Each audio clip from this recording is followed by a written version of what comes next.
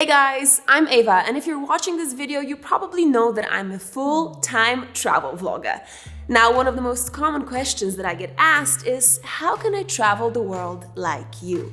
See, travel is so aspirational, it has truly become the new social currency. Everybody wants to get out there, meet other cultures, and see beautiful places around our planet. And doing that for a living? Well, it seems like a dream, doesn't it? So, how can you travel the world like me? Well, the tough reality is, you may not actually be able to. I would love to tell you that it's all about hard work, great travel, budgeting, and good planning. But sometimes things are not quite as easy as that. The tough reality is, not everybody can travel the world like me, and it's not through any fault of their own.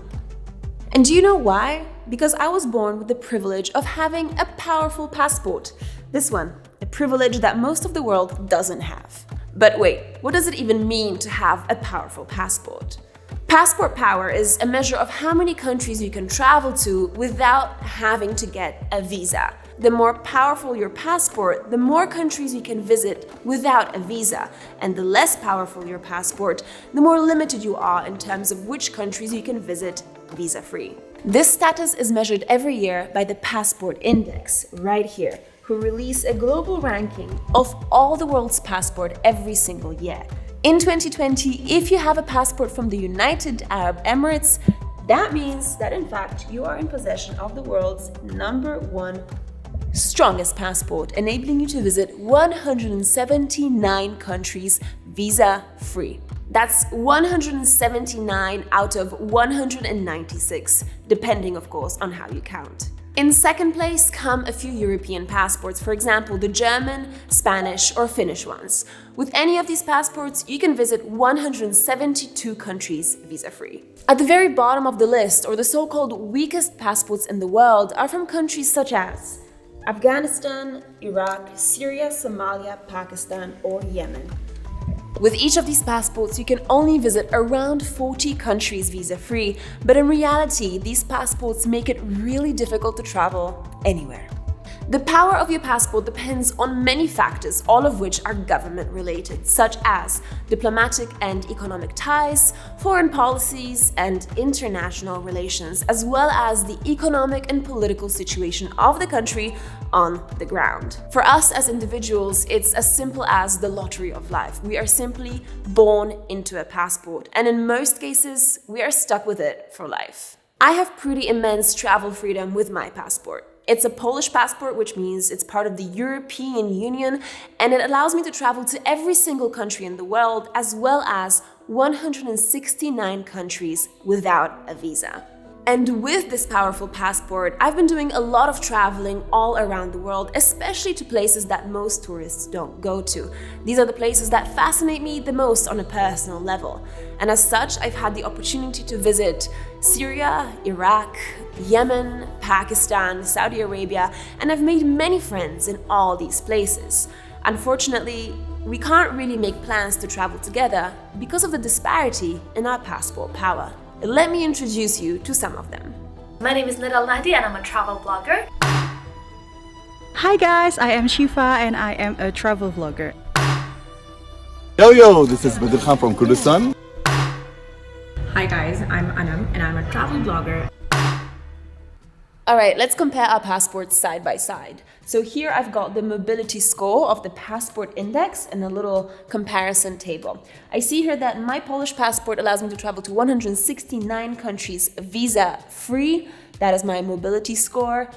SYIFA'S Indonesian passport, she can travel to 85 countries visa-free. Nada on her Yemeni passport, 44 countries. Anam on her Pakistani passport, 42 countries. And finally, Baderkhan on his Iraqi passport, only 37 countries. And it's really interesting to scroll down this big table because you really see a massive difference. So practically all the visa fields for my passport are green. Practically all the visa fields for my friends are red, indicating that they are required to obtain a visa before traveling. In fact, if you scroll down in Nada's Yemeni passport to the United States of America, there's a little cell here that says Trump ban, which means that Nada on her Yemeni passport cannot even travel to the United States. We have one very important thing in common, and that's our passion and love for travel. But there is an important difference between us too. See, I can plan to go practically anywhere in the world. I'll just book my tickets and show up at the border, and I can probably assume that I'll be let in without a visa. It's not the same for them. If you have a passport that's considered weak, like many of my friends do, you have to go through endless hoops and hassle to travel practically anywhere. First of all, you have to go and visit an actual embassy, which may not even be located in your city or even your country. Then you end up filling endless application forms and paying high visa fees. In fact, in some cases, you even have to pre-book your flights and travel before applying for a visa. And even then, there is no guarantee that your visa application will be accepted.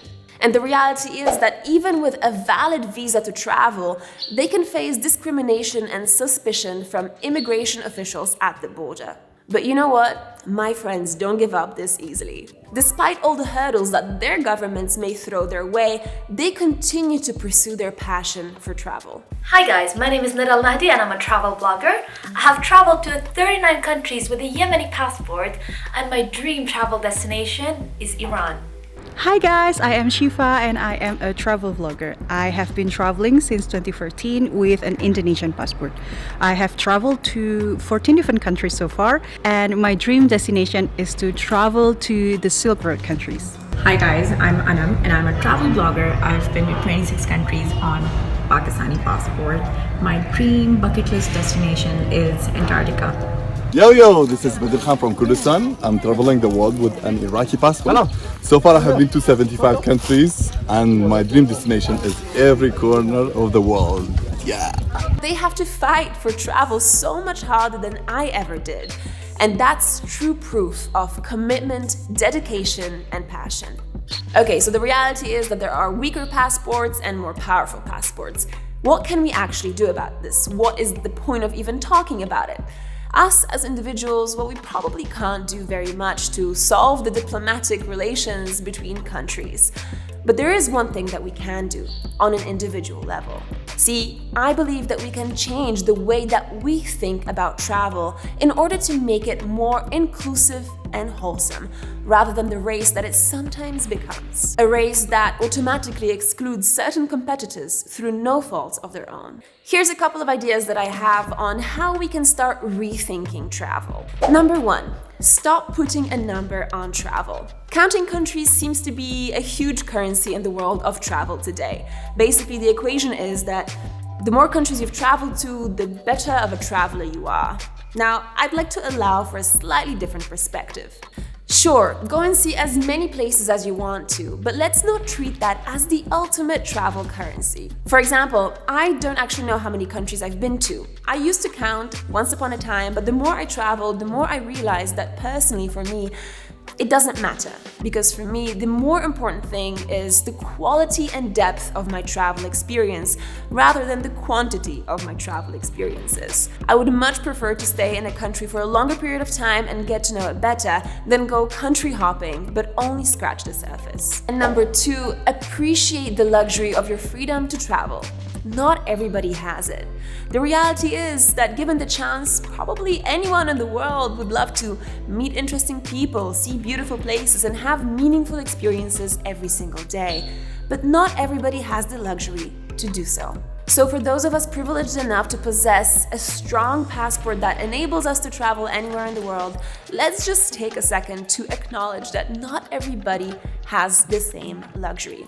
So if you have friends with weaker passports, help them out in their visa applications and encourage them to travel, even though it may sometimes get really daunting and tiring to fill out all those visa applications and go and visit all those embassies. And most importantly of all, let's empathize with our friends who have weaker passports. I think it's so important to acknowledge that unfortunately in today's world, travel is not a right, but a privilege. Okay guys, I want to give a huge shout out to all of my friends who have contributed to this vlog and all the other people I know who have passports that are not considered strong and yet they pursue their passion for travel. I want to give you guys all my love and send you all my strength. I know it can be difficult, but keep going, keep exploring the world. It's a beautiful place. You got this. Guys, thank you for watching this vlog. I hope you enjoyed it and I hope to see you in the next one. Bye!